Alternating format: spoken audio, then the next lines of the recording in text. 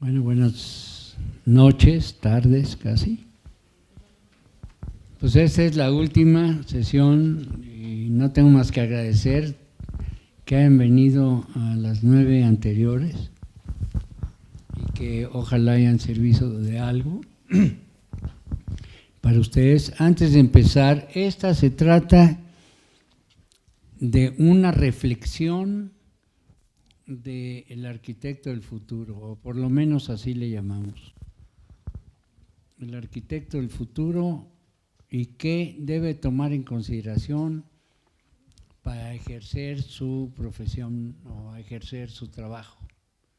De eso vamos a hablar. Hay una serie de frases y capítulos que saqué, una serie de frases que nos da pie para explicar cada uno de los puntos y que les sea de utilidad. Pero antes quisiera repasar un poquito la última parte, que así fue como iniciamos el cambio de la mentalidad que se necesita actualmente. Yo creo que es muy importante y lo quiero plantear casi con una premisa de enfoque, que para salir de los problemas de este país que tenemos, profundos, y que no llegan a resolverse. Dirán, ¿por qué aquí en la Escuela de Arquitectura estoy hablando de los problemas de mi país? Porque yo creo que de alguna manera ustedes, la mayoría de los que están aquí, tendrán que sortear ese futuro de este México que viene estructurándose, apágale, de esa manera, ¿no? Habíamos hablado del futuro, de qué fácil es ver el pasado, porque lo tenemos enfrente, y el futuro lo tenemos atrás y no lo vemos. Aquí más que historiadores deberíamos ser futurólogos, ¿no? Preparar de alguna manera, yo me siento con cierta responsabilidad de lo que dejo a mis hijos, a las nuevas generaciones, y lo que les quiero pasar es esto. Vivimos una sociedad profundamente autoritaria, ¿no? Vivimos una sociedad donde el pasado está tan presente, ¿no?, que no nos los podemos sacudir, ¿no? Por ejemplo, este es un aula de hace 50 años o más.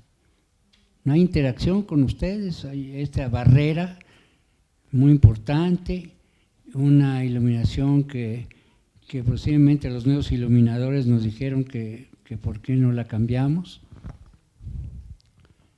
¿no? Que es una premisa fundamentalmente arquitectónica, y que tenemos un país que desgraciadamente o afortunadamente, esa es parte de la historia, nos vendieron un sistema de unificación, ¿no?, desde la época de Benito Juárez aquí, para tener un país unificado, con un solo idioma que es el español, y borrando todas las diferencias, ¿no? Hay profundísimas diferencias económicas y sociales en México. Entonces, tratar de dar soluciones en un solo sentido sería un absurdo. Así como en México establecemos la biodiversidad como una gran cualidad, tenemos que entender a un México biodiverso en el sentido social y en el sentido cultural. O sea, no va a haber una sola solución, ni va a haber un solo México, es muchos Méxicos y muchas soluciones para muchos Méxicos. Y posiblemente muchos de los que están aquí, yo preguntaría, ¿cuál de los Méxicos van a escoger para ustedes ejercer lo que posiblemente quieran hacer? ¿no? El dar una serie de recomendaciones o recetas en una sociedad tan plural como la que vivimos. Entonces yo los invito a abrazar la diversidad cultural que tiene México. Tiene una riqueza impresionante, ¿no? Y de una diversidad también. Quiere decir que no les van a poder aplicar la misma solución a todas las partes de México, ¿no? He oído mucho interés de muchos de ustedes de trabajar con la tierra, con otros materiales de la tierra, y también habrá partes tecnológicas y habrá partes de muchas otras soluciones. O sea, la solución son muchas soluciones y ya es hora que lo tengamos que ver, ¿no? Vi por ahí una candidata a la presidencia de la República que es totalmente indígena, ¿no? Bueno, me da gusto que una gente profundamente indígena se lance de tratar de ser presidenta de este país, ¿no?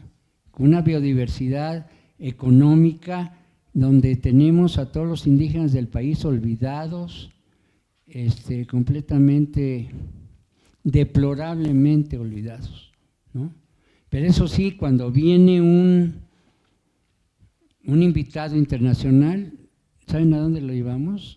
Al Museo de Antropología, a que vea toda nuestra acervo y tradición indígena, ¿no? Para eso sí los tomamos. Para lo demás, completamente olvidados. Yo los invito a que viajen por México, a que abracen un México biodiverso en todos sus sentidos, ¿no?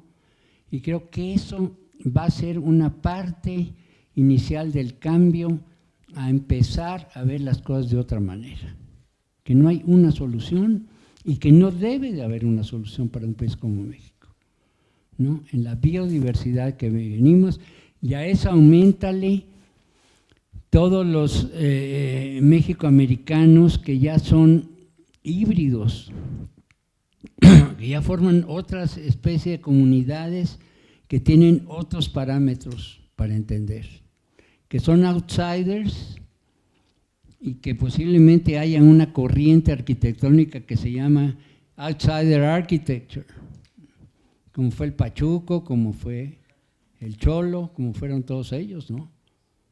Yo creo que eso hay que empezarlo a entender y será parte del inicio de un cambio de cómo empezamos a vivir nuestro país.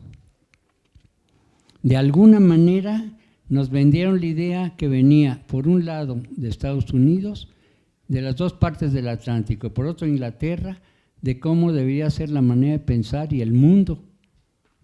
En un capitalismo de una voracidad total, ¿no?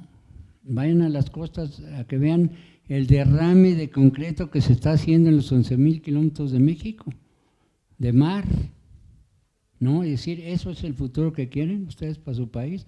Cuando ya lugares como España empiezan a destruir parte del concreto porque ya, sintieron que ya se equivocaron.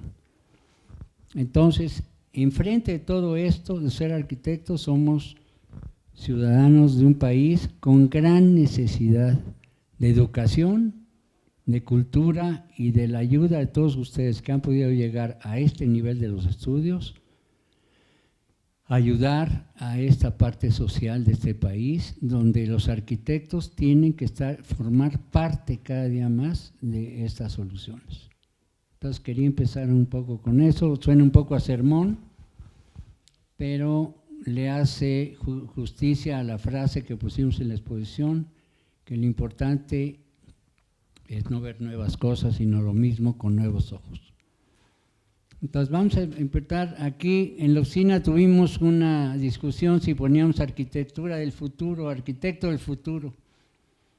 Entonces muchos me dijeron que no, que parecía que era de Star Wars y muchas cosas. Entonces le pusimos arquitecto nueva generación, ¿no? ¿Sale?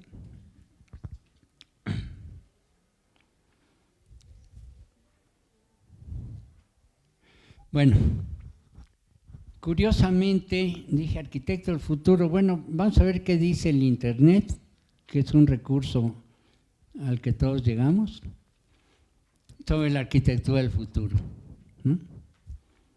Aquí tienen que podíamos ponerle nombre. En México estamos muy buenos para ponerle nombres a las cosas, ¿no?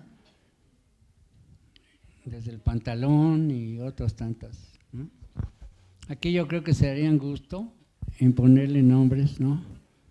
A la charamusca, la dona, la rosca, también la lavadora, decían.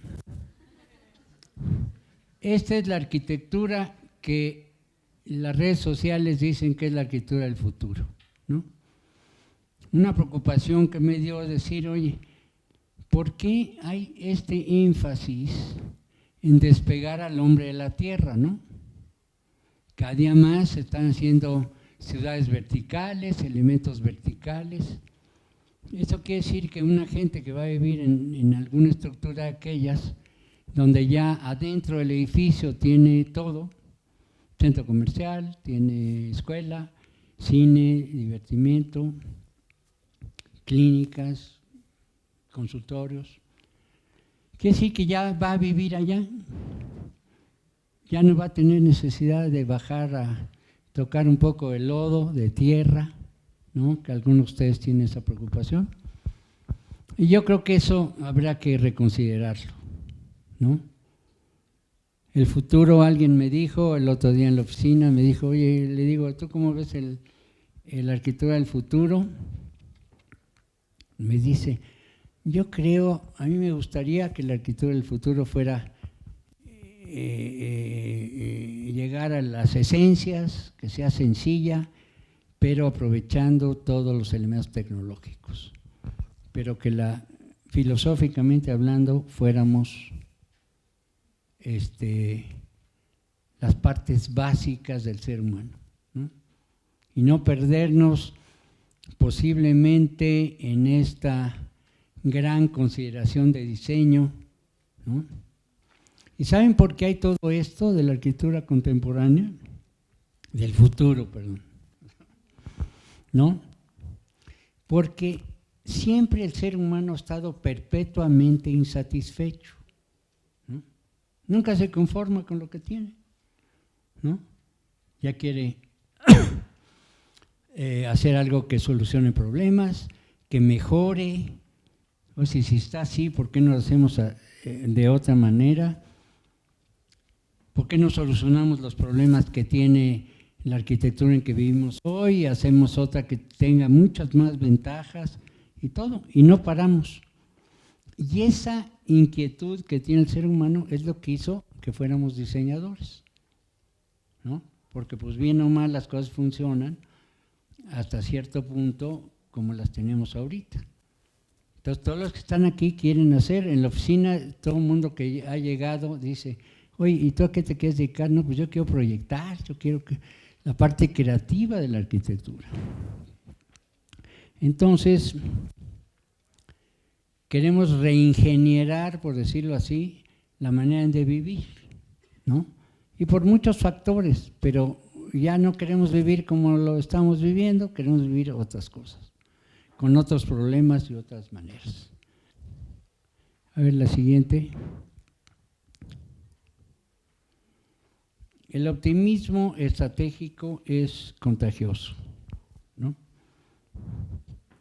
En ese sentido, el poder en el futuro establecer las estrategias de cómo vamos a funcionar en la sociedad es muy importante en ese sentido, ¿no? Siguiente. Es lo que yo decía, que tenemos esta profunda insatisfacción de rediseñar nuestro mundo. Y esta necesidad va a estar latente en todo nuestro proceso creativo de arquitecto. ¿Tú me alcanzas a ver? ¿No? ¿No me alcanzas a ver? Entonces voy a hacer de otra manera, ok, o me paso para acá mejor, ¿no? Siguiente. Los resultados verdaderamente excepcionales dependen de la mezcla adecuada de creatividad y practicidad. Esto implica que es muy difícil entender la arquitectura nada más desde el punto de vista estético. Tiene muy importante la parte práctica, la parte real de la arquitectura. Una cosa que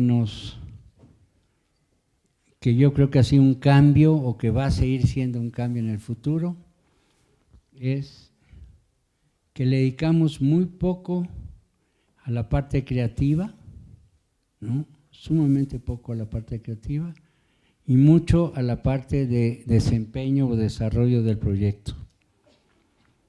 Cada día más el genio solitario, ¿no?, metido allá en su cubículo a que salga la idea, a que le llegue el soplo divino, cada día va a ser menos y cada día va a ser más el equipo, como en los deportes, la oficina, el arquitecto en el equipo, donde la arquitectura se vuelve un trabajo de equipo netamente y un arte social.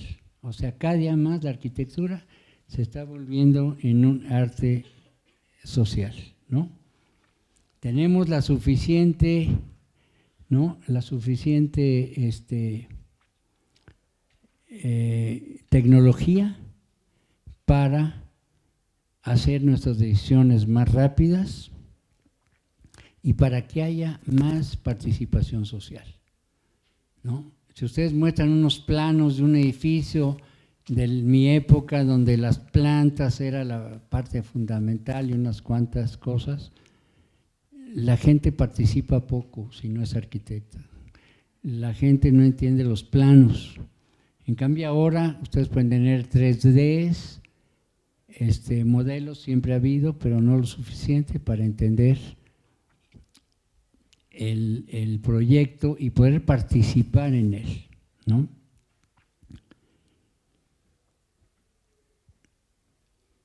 ¿Qué tan importante es el diseño arquitectónico, ¿no?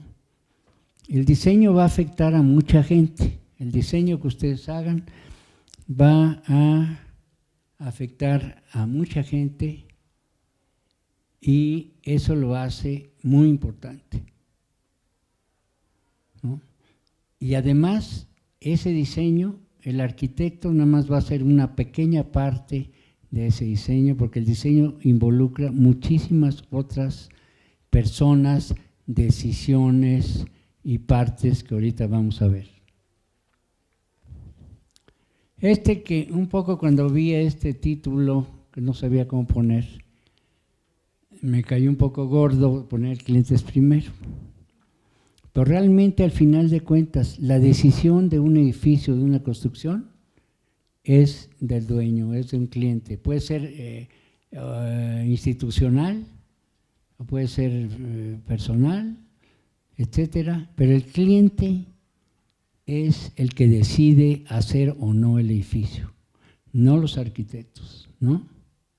Ciudad Universitaria se hizo por una decisión gubernamental, no fue arquitectónica, ¿no? Y si ustedes recorren todos los edificios, el de Bilbao, de Frank Gehry, fue una decisión del gobierno del País Vasco, no fue de Frank Gehry, para nada.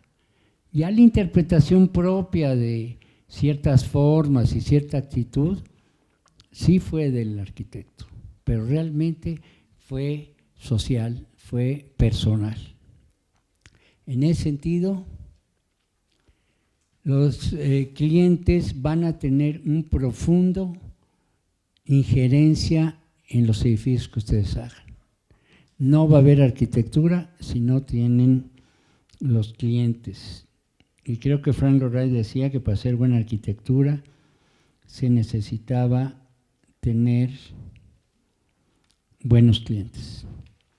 Y yo creo que sí, en nuestra práctica profesional, Las veces que hemos hecho equipo con el cliente ha sido cuando hemos llegado a mejores resultados. Desde que entré en la Escuela de Arquitectura oía yo a muchísimos arquitectos quejarse del cliente. El cliente no sabe arquitectura, el cliente cree que en 3 meses voy a hacer el proyecto, el cliente cree que le va a costar la mitad de lo que cree y casi se volvía el enemigo del arquitecto y el arquitecto se volvía el enemigo del cliente. Y estamos en un error fundamental en ese sentido. Yo creo que el arquitecto del futuro tiene que hacer equipo con el cliente, ni duda. Y no nada más con el cliente, lo va a tener que hacer con el constructor y con todos los demás que intervienen en un proceso creativo en ese sentido, ¿no? O sea que finalmente el cliente se vuelve el mayor responsable del diseño de ese edificio. Es el que te va a poner los límites, es el que va a darte el programa de muchas maneras, es el que de alguna manera te va a decir los objetivos que tiene y en ese sentido va a influir en todos los momentos y secuencias y tiempos del proyecto. Además, vamos a tener que lidiar, ¿no?, con muchísimos otros elementos. Los reglamentos van a influir en el diseño del edificio que ustedes diseñen, ¿no? Las opiniones de los técnicos, las opiniones sociales. Ha habido una serie de elementos, me acuerdo Moshe Safdie, si para los que conozcan Nueva York, en una esquina de Central Park hay una rotonda que se llama Columbus Circle, el círculo de Colón, y diseñó un edificio de, no sé, 80 pisos, una cosa así, muy interesante, enorme, que era de unos muy importantes desarrolladores de Nueva York, que es los Solomon Brothers, y el crítico entonces del New York Times, que era Goldberger, un señor Goldberger, empezó a criticar el edificio desde muchos puntos de vista hasta que finalmente el cliente decidió no hacer el edificio. Se habían gastado entonces $80 millones en el proyecto solamente, ¿no? Entonces, ¿cómo desde el punto de vista de la opinión social puede modificar un edificio? En Canadá, un edificio público se diseña, ¿no?, ya asignado al arquitecto, se diseña y se pone en exposición permanente algunos meses, pocos, 2, 3 meses, para ver si la comunidad va a aceptar el edificio que se va a crear ahí, ¿no? Es un ejemplo de verdaderamente de consolidación social y la gente opina, sepa o no sepa arquitectura, pero es muy, muy valioso estas partes, ¿no? Entonces, ahí nos faltó la C. Entonces, nosotros vamos a tener que liderar, o eso es uno de los puntos, el arquitecto del futuro tiene que prepararse a ser un líder de todo un proceso, ¿no? Es un gran coordinador, ha habido ejemplos muy interesantes de arquitectos coordinadores, en donde él va a tener que hacer que la orquesta funcione en un sentido y está en el proceso.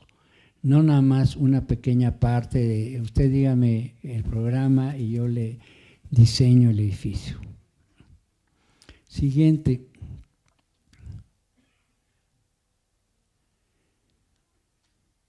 Entonces, en ese sentido, tenemos que hacer equipo fundamental. Uno de los problemas que han sucedido, grandes problemas de la construcción, que ojalá ya esté cambiando, de hecho ya sé que está cambiando en muchas cosas, es que tienes al cliente, al constructor y al arquitecto. Unos confrontados contra otros. El cliente quiere sacar la mejor opción haciendo un concurso, el arquitecto tiene que diseñar lo que a él le parece bien y después tener que corroborar si está en costo, y todos se vuelven un poco enemigos unos de otros. En vez de sentarse todos a la mesa, ¿no?, que es el futuro de este proceso, se sientan todos a la mesa, se definen los honorarios de cada persona y se sientan a hacer el proyecto. El arquitecto, el constructor, el cliente y todos juntos. Nosotros de alguna manera tomamos prestado algo que se usa en diseño urbano muy común para aplicarlo a la arquitectura, que ya lo hemos platicado aquí, que es el charrette, ¿no? Creo que alguien sabe lo que es un charrette aquí, ¿no?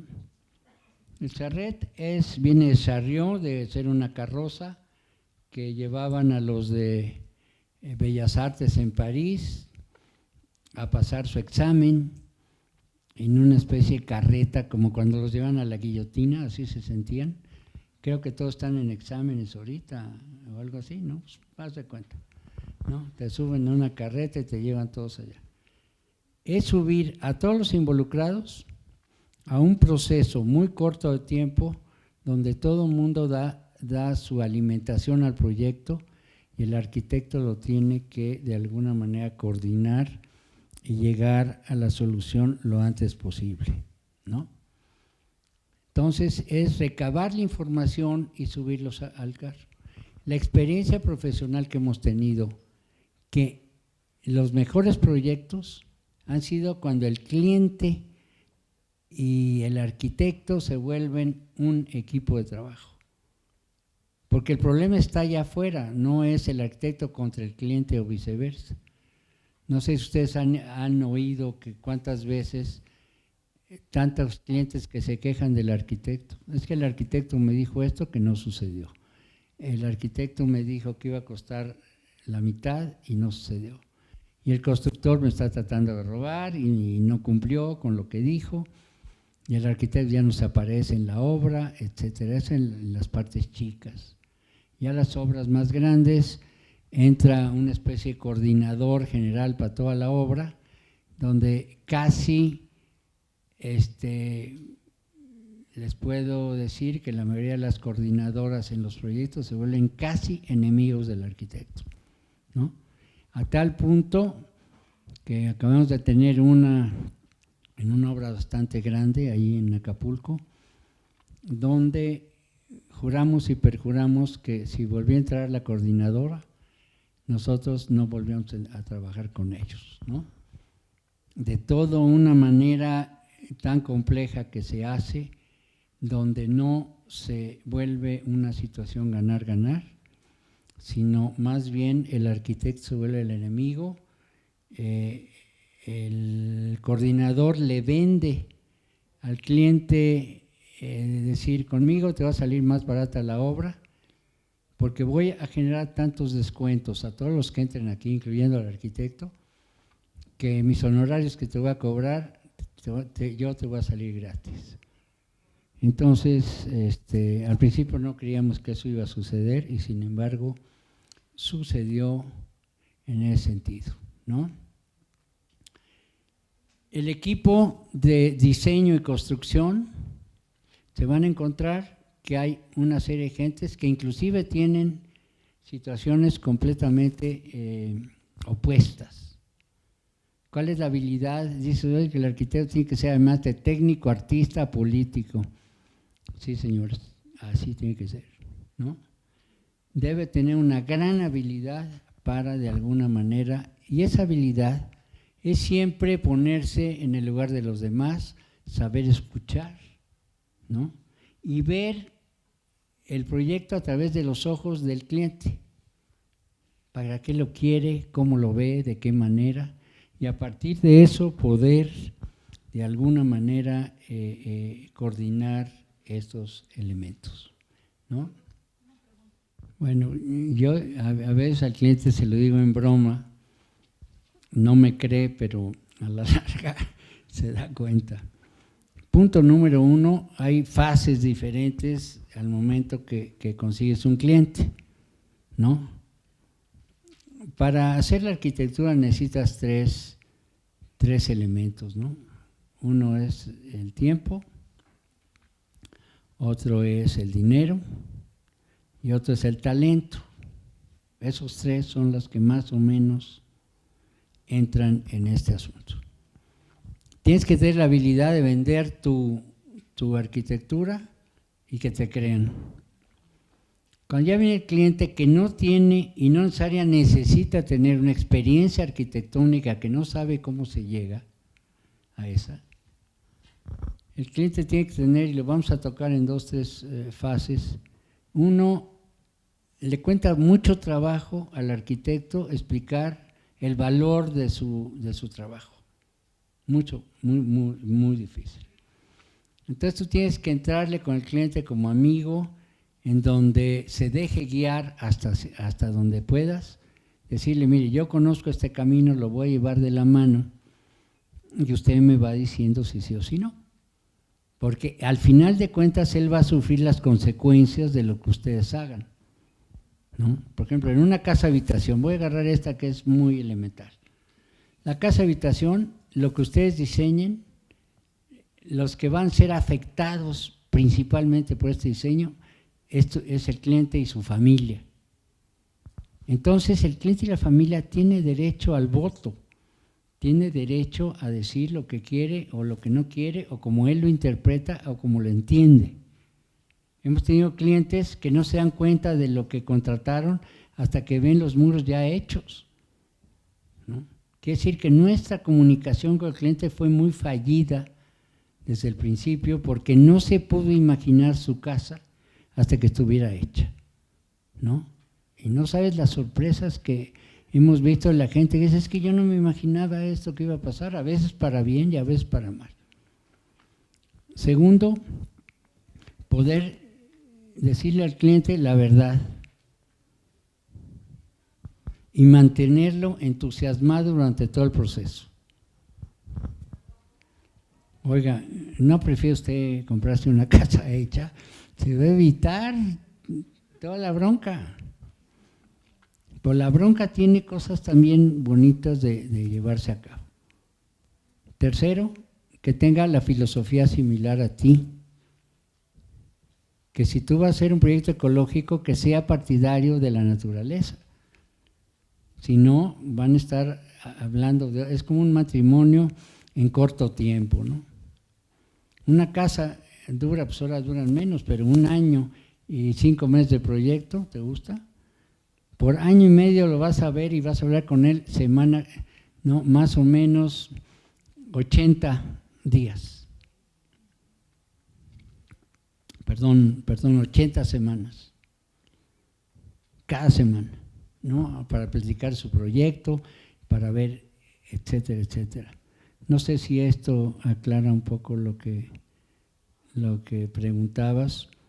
Y siempre unos parámetros de decir que no le vas a imponer a él tus ideas, pero que él tampoco te las va a imponer a ti, sino juntos, ¿no? Siempre el hecho de que ustedes piensen en nosotros en vez de yo o él, siempre será una solución mucho de ganar-ganar en ese sentido, ¿no?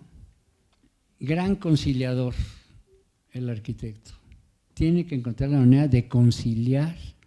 El que era una maravilla para esto era un arquitecto, Ramírez Vázquez, que muchos han de haber oído. Organizó las Olimpiadas de una manera sensacional, encontró soluciones de este tipo que están planteando aquí, ¿no?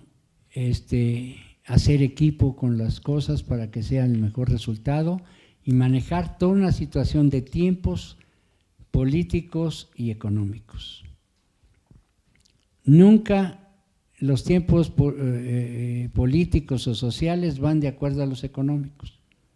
Entonces, habrá que entender de qué manera ustedes pueden manejar sus obras, que se tienen que hacer corresponsables de qué va a pasar con el mantenimiento, con los costos posteriores, con la cuestión ecológica de los proyectos que encaminen. Se habla mucho de asignar el valor y no un costo a las cosas que hacen, ¿no? Entonces, cuando hablamos de valor, ¿qué es el valor que puede tener el diseño de un arquitecto? ¿No?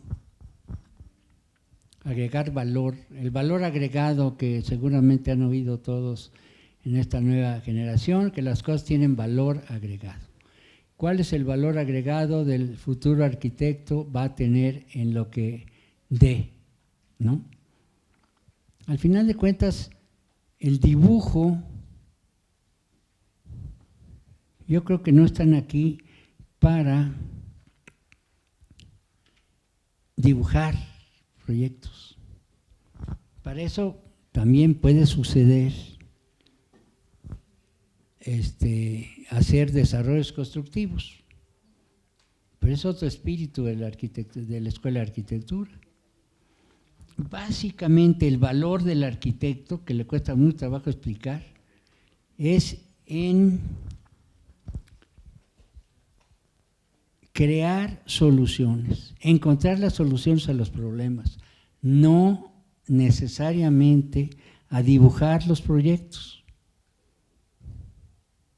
O sea, el arquitecto va a diseñar algo y siempre nos pensamos en un arquitecto que está dibujando, haciendo sus dibujos, ¿no? Ponemos de ejemplo esta aula, ¿no? A ver, entrando un arquitecto en esta aula, a ver, yo voy a diseñar un aula donde la intercomunicación de las personas, por cómo voy a organizar las butacas aquí, se va a dar mejor, ¿no? Es un valor agregado. El puro hecho de acomodarlos de otra manera, el puro hecho de poner la iluminación donde tiene que estar para crear este espíritu de recepción, de intercomunicación, de diálogo que se pueda dar entre todos, eso es lo que va a hacer el arquitecto, ¿no? ¿Cuál es el objetivo? ¿De qué manera tiene que tener estos elementos? ¿Qué equipos van a usar? ¿Y de qué manera hay suficiente espacio de guardado? ¿Qué flexibilidad tiene? Esas son las tomas de decisiones que el arquitecto hace en el diseño, ¿no? Entonces, el valor agregado a nuestros proyectos es las decisiones que toma el arquitecto en la vida. Por eso pusimos por ahí que la arquitectura y el arte de vivir, ¿no? Ya la forma estética es una partecita, ¿no? En ese sentido, entonces, en general tenemos una verdadera dificultad de exponer, oiga, ¿por qué a mí, en qué me ayuda que usted me haga el proyecto? ¿No? ¿Qué es lo que me ofrece usted? Si tengo aquel yo de enfrente que me hace mis planos de mi casa, y además ni me cobra, ¿no? El constructor ni siquiera me va a cobrar. Va integrado, yo le hago aquí sus losas, sus muros, le pongo 4 ventanas y ahí vamos, ¿no? Entonces, en ese sentido, las soluciones de diseño, hay pequeñas y hay grandes, ¿no? Una cosa que me quedé que siempre me ha llamado mucho la atención, yo viajo mucho, es decir, oye, ¿cuándo un diseñador le puso ruedas a la maleta? ¿No? Las ruedas tenían no sé cuántos, ¿qué? 2000 años, más, ¿no? Yo creo 3000 años de edad. Están desde los romanos, las cuadrigas y más antes, ¿no? 3000 años, 4000 años. ¿Cuánto tardó el proceso de diseño para llegar a poner ruedas a la maleta? ¿Y por qué, no? Esa es una forma sencilla. Otra forma que muy sencilla es, por ejemplo, ponerle, no sé, 1 gigabyte a una laptop y todo eso, ese ya es mucho más complejo. Pero todo es motivo del diseño, ¿no? Entonces, de ahí venimos a otra parte de cómo enfrentamos nuestros elementos de diseño para realmente darles valor, y creo que esto abre la puerta, podemos hablar mucho de esto, de cuáles son los valores y de alguna manera cómo convences al cliente de tu valor agregado como arquitecto, ¿no? No es cobrarle menos, ¿no? No es trabajar de gratis, eso ya lo vimos en las otras pláticas, ¿no? En ese sentido. Y aquí venimos a otro de los puntos muy importantes, ¿no? Por ahí hay otra, ¿no? Otra frase, creo que es la siguiente. A veces el éxito de lo que hacemos es el enemigo de la innovación, ¿no? Porque ya estamos acostumbrados a algo que funciona, entonces ya no nos preocupa irlo modificando o irlo mejorando en ese sentido. Y en ese sentido pues, se quedaron porque pues, las maletas funcionaban bien, que no tenían ruedas, y a alguien se le ocurrió ponerle ruedas a esta maleta, y ahora que fui al aeropuerto, realmente no hay maleta que no tenga ruedas. Una cosa tan sencilla, ¿no? Y la mochila yo la usé cuando iba a los Boy Scouts, ¿no? Y hasta te da pena salir con tu mochila a la calle. Y ahora es el uso de eso, ¿no? Entonces, curiosamente, en el diseño, ¿no? En el diseño que tenemos, es una cosa muy curiosa cómo tratan al arquitecto. El arquitecto, por ejemplo, en un proyecto, digamos, estándar, grande, hotelero, o hasta de casa habitación, 5% del costo total. 5% del costo total son los honorarios del arquitecto, del cual el 15% es el diseño esquemático, entre el conceptual y el esquemático, es el 15% de ese 5%. Por ese 15% que le pagan al arquitecto, tiene que hacer todas las decisiones más fundamentales del proyecto. Y ustedes díganme, se hacen las decisiones más críticas en esa etapa del proyecto, por realmente mínimo del costo total del proyecto. Pero el resto, el 80% restante, es producir todos los dibujos y todos los documentos que van a ser necesarios para la construcción. Quiere decir que esa parte de pensamiento del arquitecto se ha minimizado de una manera brutal, la cual ya habíamos hablado en las pláticas anteriores, que el hecho de hacerlo más rápido o de hacer más fácil todos los procesos de desarrollo de proyecto te va a ayudar a darle más tiempo a ese 15%, ¿no?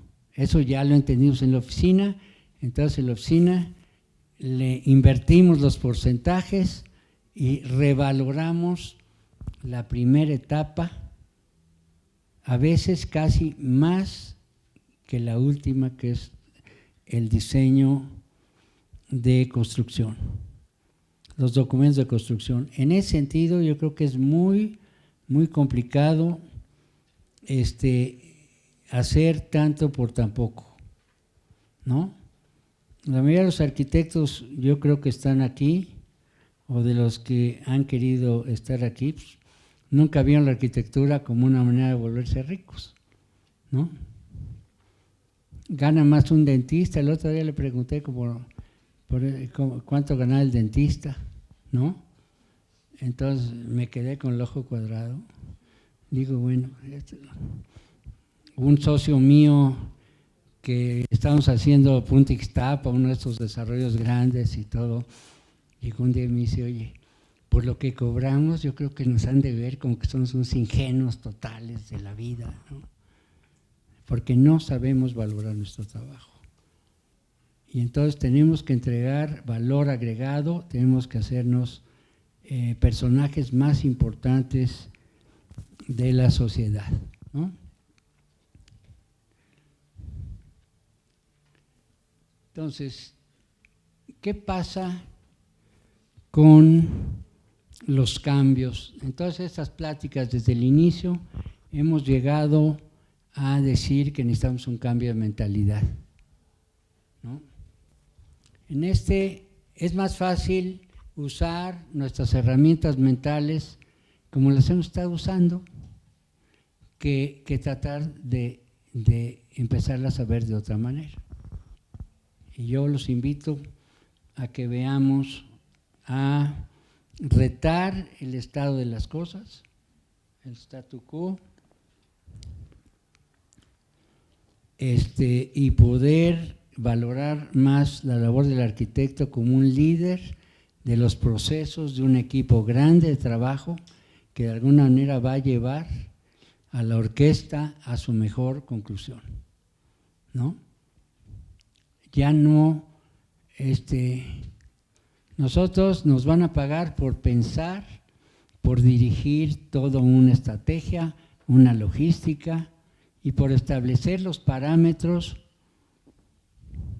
de arte social que puede tener la arquitectura, ¿no? Y bueno, pues hacemos otra carrera que diga que para los que vayan a desarrollar proyectos hay esta otra.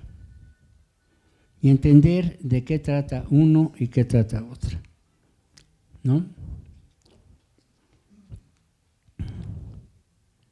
Esta es parte de donde salió la frase, que no es mía, la saqué de Marcel Proust, un escritor francés, curiosamente uno de los favoritos de Luis Barragán, ¿no? De ver las cosas de una nueva manera.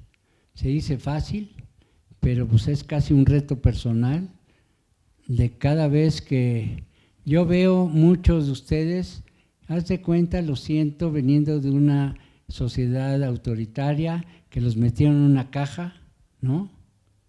Y les dijeron qué tenían que hacer y ustedes se la creyeron. Así lo siento, ¿no? Yo tuve una mamá que era muy educada y cuando iba a la casa, yo tenía 10, 11 años de edad, me decía mi mamá, mira, hijito, vas a ir a esta casa de la señora fulano de tal, llegas, saludas, te comes todo lo que te dan y dan las gracias. Punto. Así era, así me hice y hubo un tiempo en que era yo un chavo muy educado, ¿no? Aquí tienes que el arquitecto del futuro tiene que cambiar a ser una labor de equipo. Y posiblemente, no es que yo lo diga, todo esto ha sido un compendio de las nuevas corrientes que existen y de qué manera en las escuelas de arquitectura más avant-garde y de todos están formando equipos. Y desde la educación que viene desde la primaria, tiene que venir establecido que vamos a ser jugadores de equipo, con otra mentalidad. La mentalidad que ustedes traen se las enseñaron, la historia de México se los enseñaron, una serie de gentes que creían que así debería ser, ¿no? Y nos movieron mucho de las realidades y de la historia, cuando aquí en la escuela me dijeron que la arquitectura se hacía en el respirador. Y yo viví muchos años con esa idea, que ahí era donde se hacía Y entiendo por qué me lo dijo aquel maestro que yo estimaba mucho, además, ¿no? Pero ya vamos a romper estos paradigmas porque el mundo lo está exigiendo. Para la solución de los problemas que vienen hay que enfocarlos diferentes, ¿no? Hay muchos casos que ya vienen los millennials aquí, que están aquí, la mayoría de ustedes, que ya están en el cambio.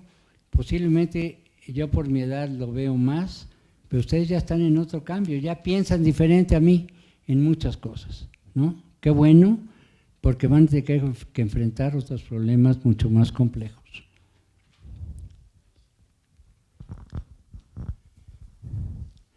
Este es fundamental, creo que hay juegos, yo me acuerdo de ver en la televisión un juego que eran 4 que caminaban y día y noche y tenían que hacer labor de equipo, que si uno se salía perdía todo el equipo, ¿no? Ese es fundamental, que en determinado momento en un equipo de trabajo, ¿y cuáles son las reglas del equipo?, ¿no? Hay especialistas de hacer trabajos de equipo. Hay 4 tipos de equipo. Primero se vuelve un grupo de trabajo, después un equipo incipiente, después hay uno de alto impacto, que es el último, que es el que se puede evaluar solo. Me está faltando el tercero, a ver si tú te acuerdas, ¿no? Entonces son diferentes grados de equipo y diferentes intensidades de equipo, ¿no? Inclusive había un dibujito que veía un trineo con unos perros donde cada perro jalaba para diferente lado y entonces el trineo no se movía, ¿no? Y todos jalando y no se podían mover. Tienen que enfocarse y poder caminar hacia el mismo objetivo, ¿no? Yo aquí le aumentaría las reglas, debemos de cambiar las actitudes y las mentalidades, ¿no? Esto que se usa mucho en el fútbol, que uno de los problemas del fútbol mexicano era que no tenían mentalidad de ganadores, ¿no? Y cuántos años duró esa cosa de que estaban trabajando con psicólogos inclusive para hacer que el mexicano que tenía el talento en los pies tuviera mentalidad ganadora, ¿no? Entonces, en ese sentido, no sé si lo hemos llegado a eso o no, no soy un futbolista experto, pero de alguna manera sí hay que cambiar las actitudes mentales que en determinado momento, ¿no? Esto viene a hacer esta frase, que las decisiones de un problema arquitectónico tienen que ser hechos por todos los involucrados, ¿no? Cliente, constructor, arquitecto. Hay otros más, ¿no? Pero esos 3 están sentados en la mesa y dan. Una cosa muy curiosa, muchos de los planos de los arquitectos los tienen que revisar, inclusive rediseñar los constructores, porque el constructor es especialista en la construcción. El constructor es el que te va a decir, no, mira, arquitecto, mejor cámbiale aquí, póngale acá, es más barato. Es el que está manejando los costos día a día, ¿no? El arquitecto además diseña muy bonito y todo lo demás, y de repente ya llega el resultado del presupuesto y todo el mundo se desmaya ahí enfrente de la mesa, ¿no? Entonces, los 3 tienen que estar produciendo el diseño. Nosotros llegamos a la conclusión que el constructor de las construcciones que teníamos tenía que trabajar con nosotros los últimos 2 meses o 3 meses del proyecto para que en determinado momento tuviera el feedback del constructor y te dice, oye, no, esto es mejor así, esto es mejor de esta manera, esto es más económico de esta manera, allá el cemento es de otra manera, mejor hazle así, hazle así. Entonces, pocos he visto arquitectos, constructores que sean especialistas en todos los términos, tanto del diseño como de la construcción. En nuestra oficina siempre quisimos que los arquitectos que trabajaban en nuestra oficina tuvieran la experiencia de construcción y la experiencia de diseño, para que tuvieran hasta más esta situación. Actualmente ya, por la cantidad de información que se tiene, no puede ser uno solo, ¿no? La pura, aunque sea chico el proyecto, por ejemplo, tenemos que lidiar con el de la planta de tratamiento, con que ya los calentadores pueden ser eléctricos o de gas, que una serie de elementos que ya un solo arquitecto no tiene los elementos para poder de alguna manera hacer estas decisiones, pero si siempre piensan en nosotros en vez de yo y tú y él, la solución va a ser mucho más efectiva. Hay otro elemento que es la cuestión de lo difícil. Habla de la conducción del proceso, pero lo difícil que es tomar las decisiones, ¿no? Algunos arquitectos que están aquí, ¿a quién le cuesta tomar decisiones arquitectónicas aquí en este cuarto? ¿Alguien? ¿A nadie? Todos son… Llegamos a sacar, por ejemplo, nos juntamos y sacamos 5 o 10 soluciones. Oye, que así, mira qué interesante y todo. Es una parte que ya salió la creatividad, mira qué padre, ya llegamos a estas 5 soluciones. Ahora escoge cuál va a ser. Y ahí es donde verdaderamente difícil la decisión, ¿no? Y ahí en esa decisión tiene que ser todos juntos. ¿Por cuál nos vamos a ir? ¿Por este o por este? Esta decisión. Tiene estas implicaciones tan complejas, esas decisiones de arquitectura ya a estas alturas del partido, que la toma de decisiones del arquitecto tiene que ser colegiada en conjunto y es posiblemente una de las partes más difíciles del proceso arquitectónico. Depende, ¿no? ¿No? Bueno, no, pues también, ¿no? Ya, pero ya. Yo quiero todo ya, ahorita aquí, ya, ahí nos vemos, ¿no? Entonces, sí, es una realidad nuestra, ¿no? Oye, fulano, es muy rápido. Un dibujante que sea rápido, ya dices, no, este vale doble. Entonces, todo el mundo actualmente queremos esto. Sin embargo, a la hora de tomar las decisiones muy rápidas, llegas a un momento en que de alguna manera te vas a enfrenar un poquito. Hoy sí, ya tomamos estas decisiones muy rápidas, pero tiene tantos esquemas para estas decisiones que donde estriba el balance, ¿no? Entonces, refiriéndome a lo anterior de la rapidez, llega un momento en que la arquitectura hecha rápida es un asset desde todos puntos de vista, ¿no? O sea, va a costar menos tiempo de proyecto, el arquitecto si gana lo mismo va a ganar más. El cliente va a tener su feedback económico más rápido. Entonces, la rapidez sí es un valor real, de valor agregado, que pueden vender. Oigan, mire, yo se lo puedo hacer en la mitad del tiempo del de enfrente, igual y además mejor. Sin embargo, esta cuestión tiene sus puntos de cómo lograrlo. Vamos a utilizar la tecnología para lograr eso y también vamos a usar la cuestión de nuestra forma de pensar, la que tanto estamos diciendo que hay que cambiar. Tenemos una manera muy secuencial de ser.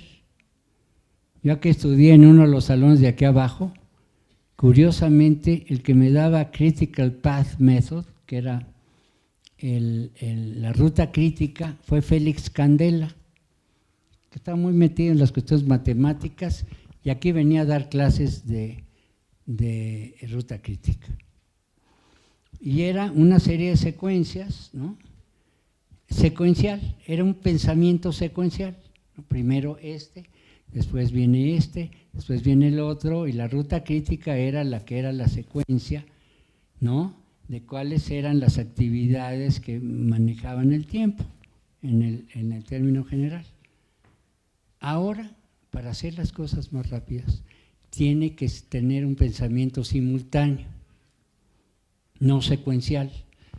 Y ahí hay todos unos tratados, por ahí se los recomiendo, de qué es el pensamiento secuencial y qué es el pensamiento simultáneo, ¿no? De qué manera podemos hacer las cosas rápidas, haciendo todo en paralelo, ¿no?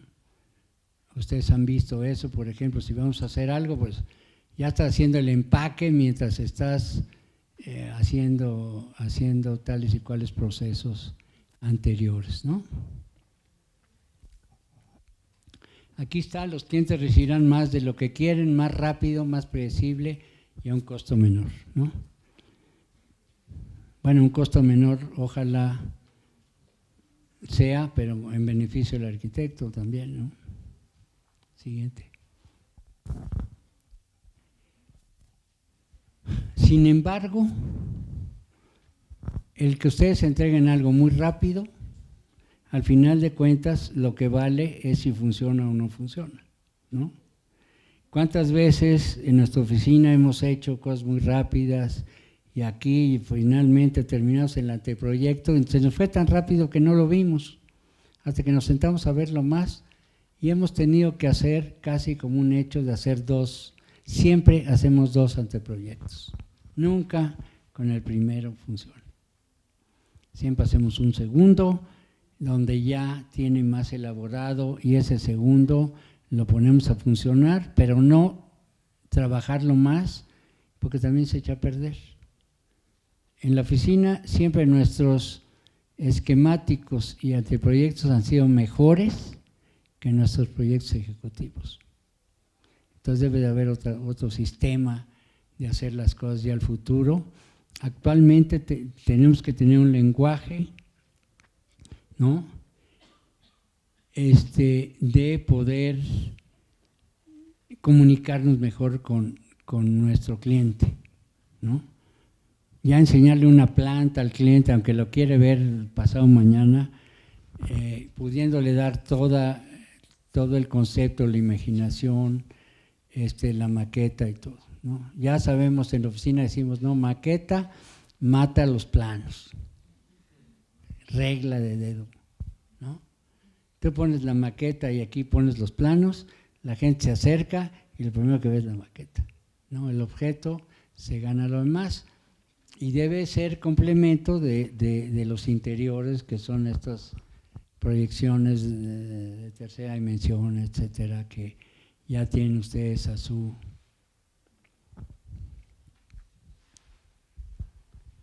Entonces, estamos aquí viendo que es un arquitecto líder de un proceso. Y yo creo que eso tiene que ser un cambio importante en esta situación. Uno de ellos era Ramírez Vázquez, Norman Foster, Rem Koolhaas ni se diga. ¿Sí saben que Rem Koolhaas ganó el concurso de Sevilla cambiando todas las reglas del concurso? O sea, lideró hasta el jurado. Les hizo ver que estaban equivocados en haber planteado el concurso como lo habían planteado y además ganó. Fue un shock entre el mundo de los arquitectos que hubiera sucedido eso, pero todo el mundo se dio cuenta que actualmente las reglas son diferentes a los originales que se daban, ¿no?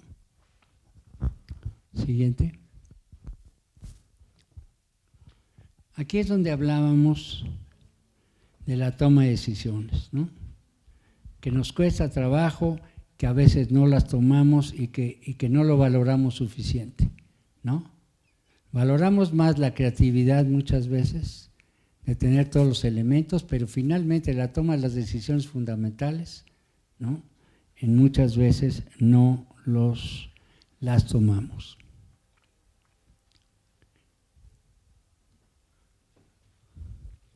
Nadie, muchas veces, no entendemos los planos.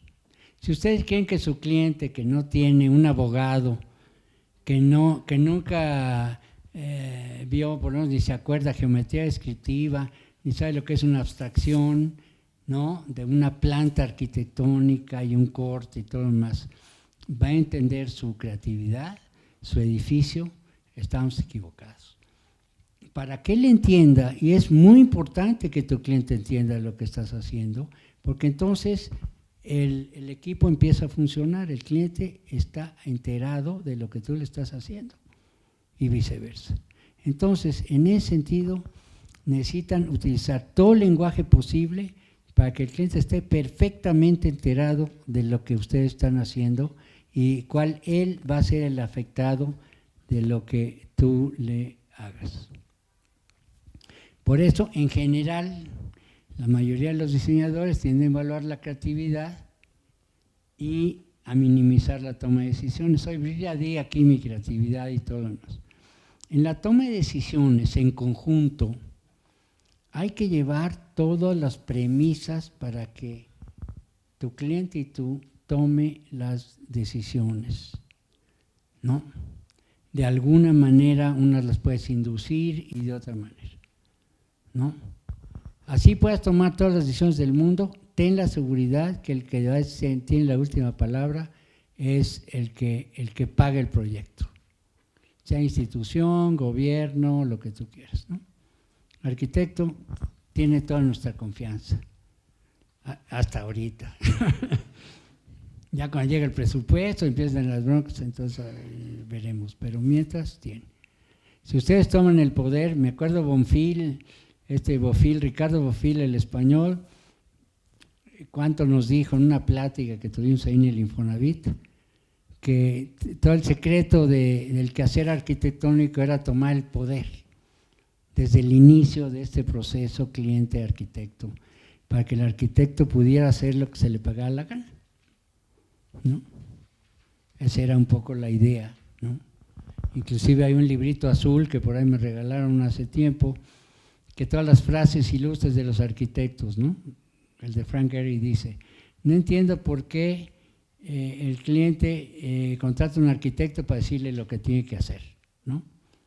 O sea, para decirle, bueno, oye, nosotros ahorita tenemos un cliente que quiere su casa color amarillo limón y nos mandó el color de cómo la quiere y además quiere azul, verde y amarillo, ¿no? Y ella siente con derecho, pues es mi casa, ¿no? Porque otro señor que no sabe lo que yo vibro con los colores, porque soñé anoche tal y cual cosa, quiero eso. Y no nada más eso, o sea, hay proyectos enormes que yo vi en el Golfo Pérsico, donde el capricho del jeque, sheik o lo que quieras, ¿no? Le decía al arquitecto, no, yo quiero así, así, así. Aquí hay ejemplos de posiblemente uno de los más poderosos de este país, que tiene un yerno arquitecto. Fuimos a cenar no hace mucho, me dice, y le digo, bueno, ¿cómo ha sufrido? No, pues del cocor, porque el cliente dice, ¿cómo va a ser? Y se acabó, ¿no? Oiga, pues este piso, que yo creo que le va a mejorar el proyecto, no, ya compramos un cerro en Guatemala y ya lo rebanamos y sale a la mitad de precio, arquitecto, perdón, pero va a ese piso. Hay también en los que han visto este documental de Luis Kahn, intimista, de su hijo, que pues Luis Kahn no llega a tiempo para decir que le mandan decir, Lu, ¿cómo son los tornillos de tal lugar y de tal cosa y todo lo más y tal? Y se tarda Luis Kahn en responderle, y ahí mismo te lo narra, que cuando llega ya la resolución del arquitecto, cómo debía ser ese detalle, que lo agarran y ya lo tiraron al bote de basura y le dicen, sorry Lou, ¿no? Perdón Lou, demasiado tarde, ya está hecho y está hecho de esta manera, ¿no? Entonces no es fácil la cuestión del arquitecto y de alguna manera tomen la mejor recomendación que yo les puedo dar. Cuando el cliente los escoja o ustedes escojan al cliente, eso viene en varios procesos, ¿no? O sea, al principio te escogen y después ya empiezas a escoger tú al cliente. El pensar en equipo es la solución mejor. Los problemas están allá, no están entre ustedes. Y incorporar el equipo al constructor, constructores o el que sea, todos tienen que estar metidos en el proyecto dando lo mejor de sí mismos, ¿no? Aunque conozco arquitectos muy eficaces en la construcción y que sabían mucho sus procesos y hay que saberlos, siempre el constructor tiene mucho que decir en la decisión de los… Por ejemplo, los techos del Museo Guggenheim de Bilbao, de Frank Gehry. Frank Gehry los había pensado concreto. El hecho que fueran de lámina de titanio y de otros tipos vino de la ingeniería. Muchas decisiones vienen de la ingeniería en cómo poder resolver esa situación, ¿no? Bueno, este es obvio, más dinero no hace mejores obras. Las mejores obras que se han hecho no han sido las más caras, ¿no? Una parte muy importante en ese sentido. Este es como hacer vino. Yo no sé si saben que para que las uvas den buen vino, las estresan, ¿no? Las siembran muy juntitos, ¿no? Es todo un proceso de la vitivinícola. Las estresan para que den mejores uvas, ¿no? Entonces, muchas veces, el que un cliente sea duro contigo, estricto, y tengas limitaciones, ¿no? El Volkswagen es un increíble ejemplo de una limitación económica, pero brutal, ¿no? Había que hacer un coche con poco dinero, que costara poco, que fuera una serie de cualidades, y entonces le saca lo mejor de uno mismo como diseñador, el hecho que no esté abierto el presupuesto totalmente. Y que con eso tienes que manejar. No se sientan mal por el presupuesto. Aunque no saben leer un presupuesto, acostúmbrense a verlo. Acostúmbrense a tenerlo parte de su diseño y eso les va a dar mucho más, ¿no? Bueno, pues yo creo que ya andamos llegando al punto. Todavía hay mucho más, pero no quiero alargarme más por ser esta la última parte. Entonces, esto es una pequeña visión de alguna manera del quehacer arquitectónico, que fue un poco la premisa de la que iniciamos aquí. Tocamos muchos temas, conocí muchos de ustedes, ¿no? Me sentí por un ratito otra vez parte de esta muy querida escuela de la que soy producto, ¿no? Con sus defectos y sus cualidades, ¿no? Yo les agradezco mucho al director, a todos los maestros, ¿no? Su dedicación y la amabilidad que han tenido conmigo durante todo este proceso, ¿no? Espero siempre se quedan tantas cosas en el tintero de poder platicar cada uno de los temas, podríamos hacerlo muy, muy grande, ¿no? pero pues no les debo más que muchas gracias por la paciencia que me han tenido, ¿no? Y espero seguir viendo a muchos de ustedes en las vueltas que me pueda dar aquí de vez en cuando. Pues muchas gracias. Muy buenas tardes, noches en este horario, ya no sé si son tardes o son noches. Pues antes que nada, agradecer a Diego Villaseñor por haber tomado esta encomienda, porque en realidad el otorgamiento de la cátedra es como una encomienda.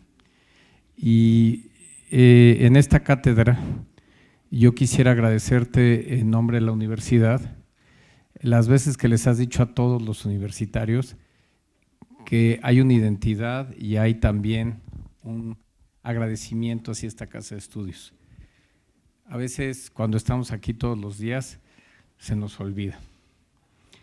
Yo también tengo un agradecimiento y no veo a quien me pasó el chisme, porque como verás yo voy preguntando por ahí y entonces tuve a bien preguntar por la cátedra y me dijeron que cada vez que terminabas preguntabas si había alguna duda, algún comentario y que alguien levantaba la mano y decía, quiero felicitarlo. Y entonces decían, parece que no entendían bien porque lo que él preguntaba es que si había que ampliar algo más. Que siempre habla, es más, si te dijera que me dijo así que con una vocecita, siempre alguien decía, muchas gracias. Y esto yo creo que es el mejor agradecimiento, porque el agradecimiento no es al terminar, sino el agradecimiento es que sesión por sesión creo que has venido a generar una reflexión que, pues coloquialmente se diría, mueve el tapete. Mueve el tapete porque todos conocemos tu trabajo y todos conocemos también que eres un referente en la arquitectura mexicana y que un referente de la arquitectura mexicana hable de los procesos, de la complejidad, del equipo, creo que son aspectos fundamentales. Porque desde luego cuando tú te formaste en esta escuela, cuando yo también me formé en esta escuela, la labor no era la labor de equipo, es algo que era el genio del arquitecto y la labor del arquitecto. Y esto es algo que con el tiempo ha cambiado, pero que muchas veces, por ejemplo, en los planes de estudios lo hemos tratado y al final de la historia, lo que pasa es que parece ser que hay una equivocación hasta que alguien como tú lo dice. Cuando alguien como tú lo dices, das credibilidad a que no es un evento fortuito el que nosotros digamos que se tiene que hacer una labor de equipo, que tenemos que cambiar la mentalidad. En la sesión de hoy diste muchas ideas del por qué tenemos que cambiar la mentalidad y sobre todo también hablaste de cuestiones que siempre los arquitectos estamos negando. El rápido para los arquitectos no existe y tú hablaste de rápido. Siempre decimos todo toma su tiempo, ¿no? Se lleva su tiempo, ¿no? Hablaste también de la importancia de la multidisciplina y no nada más de la arquitectura. Y yo te quiero agradecer porque hubo una sesión que fue espectacular, hasta donde yo estoy enterado, porque abriste la intimidad de tu casa. Esto es, quiero agradecerle a Ana María y a ti, el que han invitado a todos los que estaban en la cátedra a estar en su casa en Amatlán. Creo que fue un momento, pues yo diría, espectacular para todos aquellos que participaron en la cátedra, porque te puedo decir que cuando regresaron, lo más importante de todo fue que tú nunca dejaste de estar en la cátedra. O sea, que todo lo que tú hablaste, que toda la sensibilidad de lo que hablaste sobre el paisaje, sobre la arquitectura, pero particularmente sobre la vida, es lo que yo creo que marca a muchos de los que estuvieron en la cátedra. Y yo te lo quiero agradecer porque no es fácil abrir las puertas de nuestras casas, porque eso es pues como abrir el alma, ¿no? Es como mostrar este espacio en que podemos ver estas espectaculares casas, estos espectaculares hoteles que tú has diseñado. Podemos conocer tus casas del Pacífico o conocer tus hoteles en el Medio Oriente, pero mostrar tu casa es mostrarte a ti mismo y mostrar ese rostro que a veces pocos arquitectos quieren mostrar. Y sobre todo el hecho de haber llevado la filosofía de esta cátedra más allá de las aulas a una experiencia de vida, que fue algo que dijiste el día de hoy también. Una experiencia de vida que transforma a aquellos que han participado en la cátedra y que han podido pues absorber de ti todas estas ideas. Yo tengo muchísimas notas aquí, pero notas mías y notas que me han venido entregando a lo largo de todas las sesiones. Creo que el contar con tu experiencia te convierte también justamente no en un ícono por el diseño mismo, sino en un ícono como una persona integral, como una persona que se la pasa reflexionando y que está dispuesto a cambiar y entrar en una dinámica de cambio y no permanecer pues dormido en sus laureles. Y eso es lo que finalmente todos nuestros estudiantes necesitan. O sea, todos necesitamos tomar esta clara experiencia de lo que es el proceso del diseño, de cómo no es el diseño por sí mismo. Hablaste de algo muy importante también, que es que sepamos valorarnos a nosotros mismos. Es algo que a los arquitectos también nos hace falta. Estamos o en un extremo o en el otro, pero no sabemos valorarnos a nosotros mismos. Y esto quizá también sea parte de la formación académica, ¿sí? Quizás parte de esta formación académica en la que pues tienes que saber medirte en qué momento estás en la parte de hasta arriba o en qué momento pues tienes que dar todo, porque hay otros que también están dispuestos a darlo todo, pero tú hablaste de algo muy importante que es el valor agregado. Y yo creo que el valor agregado más importante del que has hablado es el poder entendernos a nosotros mismos, valorarnos a nosotros mismos y valorar nuestro trabajo. Si efectivamente, como lo has dicho en esta y en otras de las sesiones, podríamos nosotros decir que siempre tenemos la idea del arquitecto director de orquesta. Tú has hablado de un director diferente. Creo que has hablado más de un director pues técnico de un equipo de fútbol que de un director de orquesta como habitualmente pensábamos al arquitecto. O sea, más de alguien que interactúa, que se involucra en el proyecto, que se involucra y que hace que se involucren quienes trabajan con él para formar un equipo. Y esto pues yo lo aprecio muchísimo.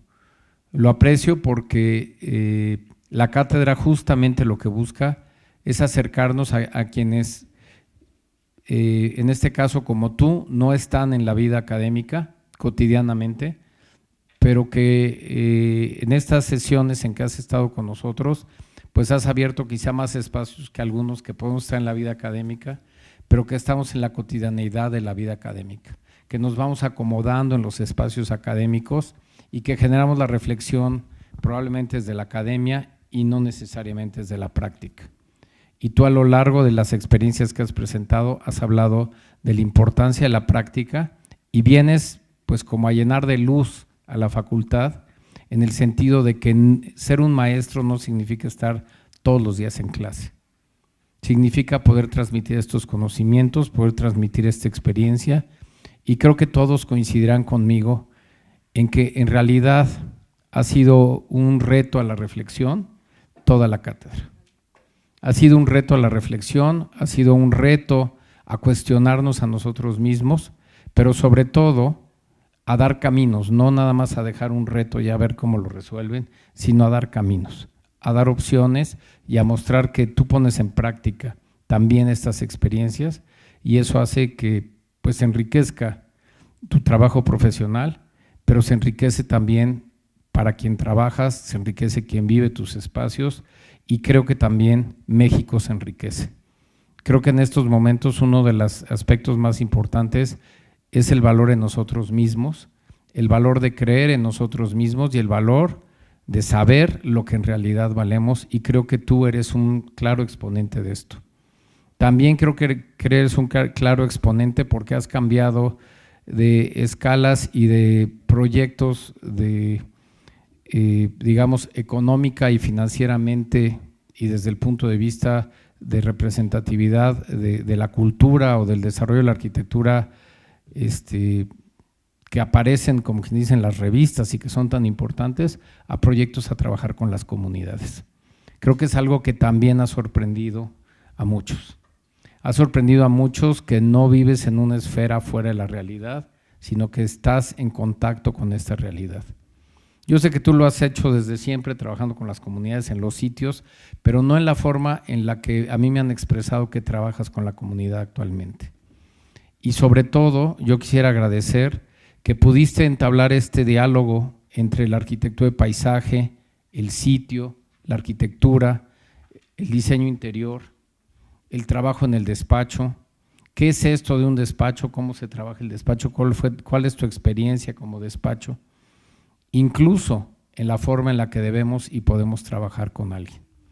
Creo que nos has dado, nos has transmitido toda tu experiencia y yo quisiera, en nombre de la facultad, agradecerlo ampliamente, porque yo sé que dentro de tu vida, en donde tienes tantos compromisos, tantos viajes, tantas actividades, has tenido que destinar un espacio para estar aquí con nosotros en un compromiso que dijiste, sí voy a impartir la cátedra y sí voy a estar aquí todas las sesiones.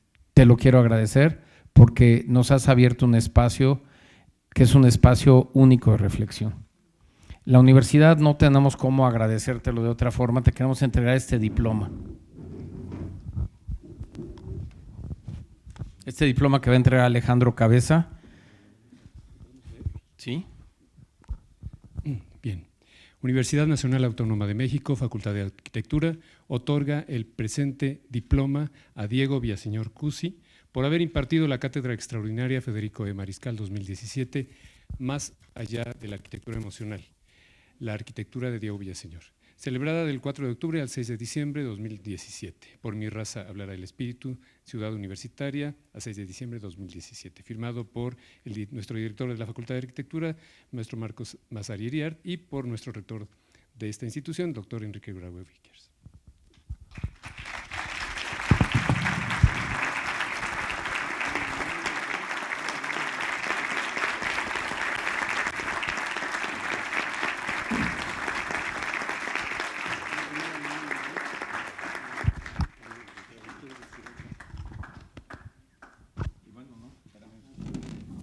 No, todavía no, te voy a entregar la medalla que es la medalla de la cátedra, que en realidad pues quizás sea algo que puedas poner en algún lado, para recordar todo el tiempo que nos has dado, que nos has compartido, todo pues toda tu pasión por la arquitectura, toda esta pasión que has transmitido a todos los que han participado en la cátedra y que finalmente pues has llenado con creces el espacio que nosotros pensamos que podrías compartir con nosotros. Muchísimas gracias.